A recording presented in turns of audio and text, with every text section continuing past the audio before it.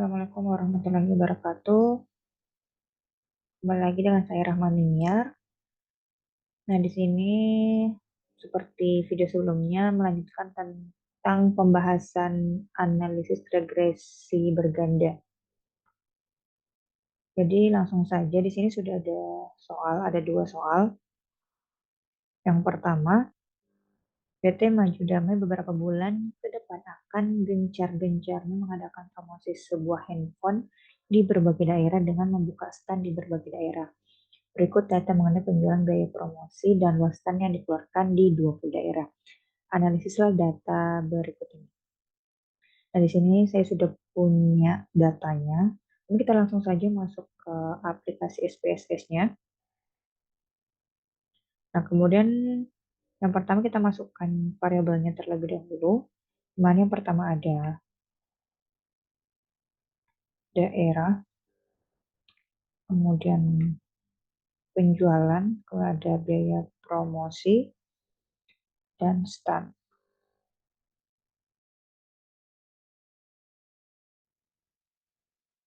Nah, jika sudah menginput variabelnya, ini kita langsung masuk ke data view untuk memasukkan data yang sudah ada. Nah, jika datanya sudah kita masukkan pada data view, kemudian kita langsung analyze. Dengan memilih analyze, kemudian memilih regression, dan memilih linear.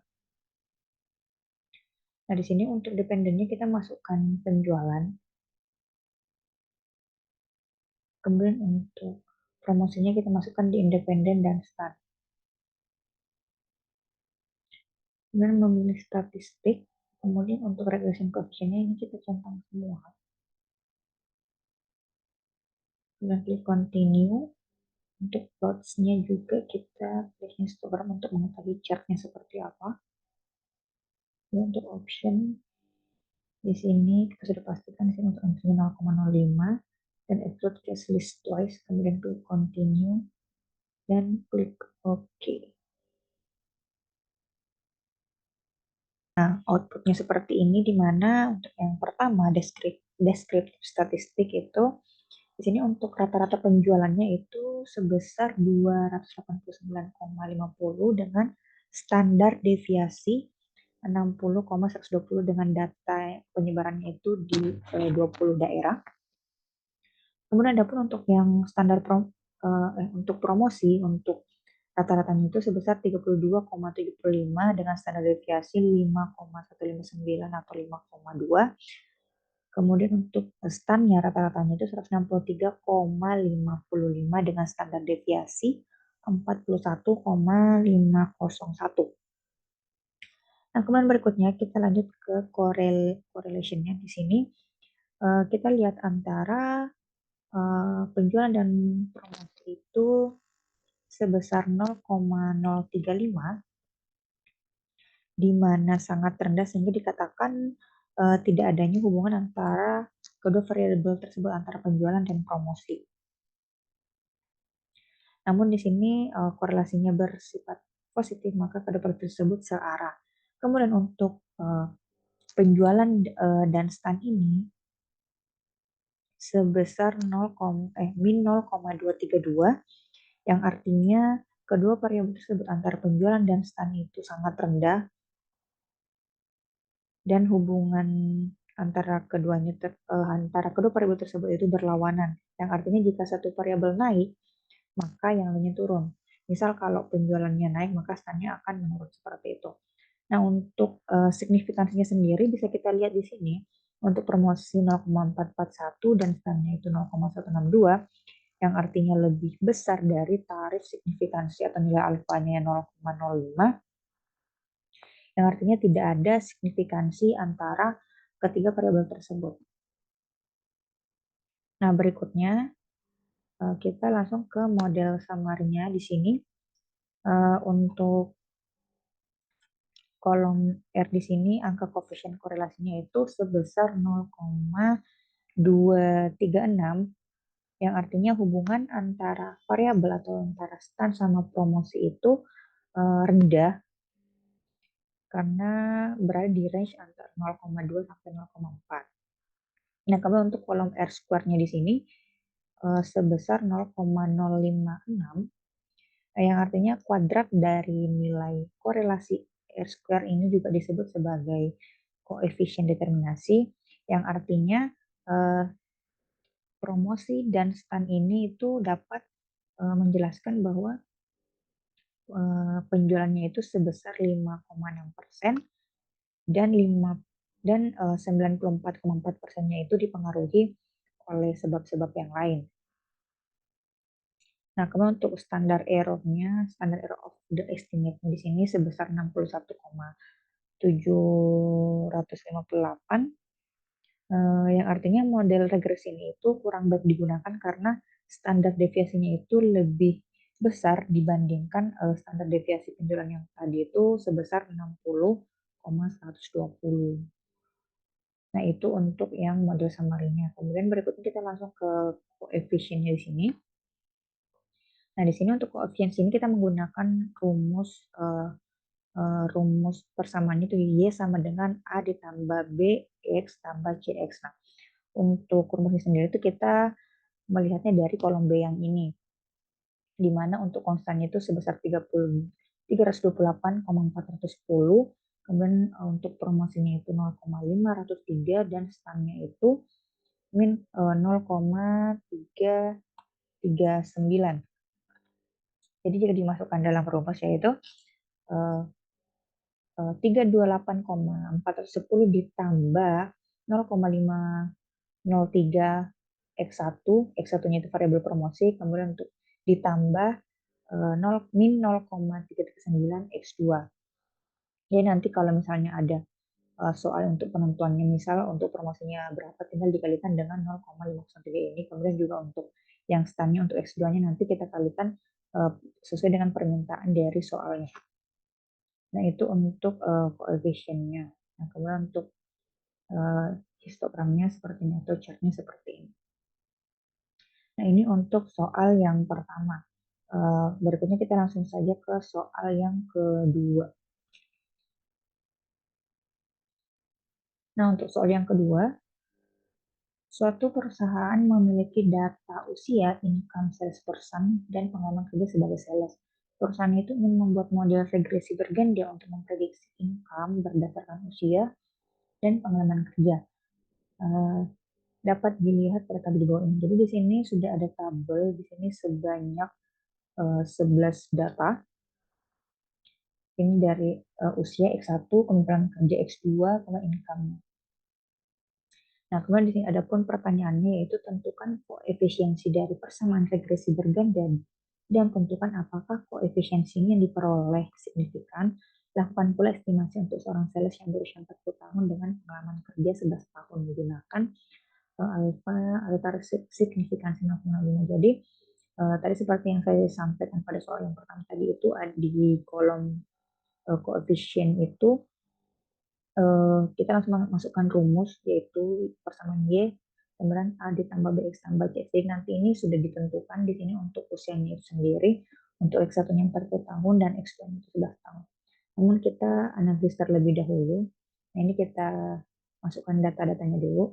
Kita langsung ke SPSS-nya. Nah, untuk variable view kita langsung masukkan di sini X1, kemudian X2, dan Y.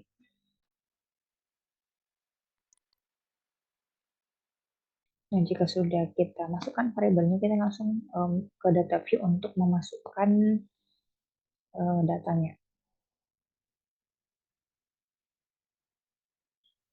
Nah, data yang sudah dimasukkan, kita langsung analyze, memilih regresi seperti soal sebelumnya, memilih linear. Nah, di sini untuk dependennya ini kita masukkan income-nya. Ini yang ingin kita ketahui adalah ini terkait usia sama pengalaman kerjanya itu mempengaruhi income seberapa seperti itu. Nah, untuk usia dan pengalaman kerja kita masukkan ke independen. Nah, jangan lupa untuk statistiknya kita centang semuanya. Dan klik continue. Untuk plotnya juga ini kita ambil histogram.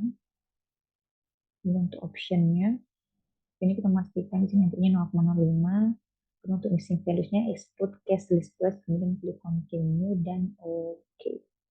Nah, seperti ini bisa dilihat untuk deskriptif statistiknya di sini untuk rata-rata income atau rata-rata pendapatannya itu sebesar 77.263,64